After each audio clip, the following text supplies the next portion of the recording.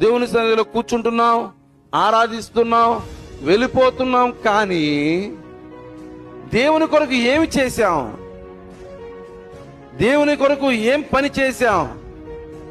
దేవుడు ఆరోగ్యంతో నేను కూర్చోబెట్టాడంటే, దేవుడు నీకు ఆయుష్నిచ్చి కూర్చోబెట్టాడంటే ఆయన కొరకు మనం ఏం చేస్తున్నాం?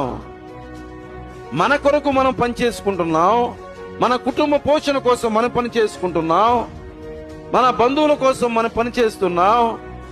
కానీ మన కొరకు ప్రాణం పెట్టిన క్రీస్తు కొరకు పని చేయగలుగుతున్నామా? నీ కొరకు నా కొరకు ప్రాణం పెట్టాడు ఆయన. ప్రాణం పెట్టడమే గొప్ప భాగ్యం. ఆయన ప్రాణం పెట్టి తిరిగి 3వ రోజు లేయటమే ఆయన మనకు పరలోక రాజ్య ప్రాప్తులుగా ఆయన చేశాడు.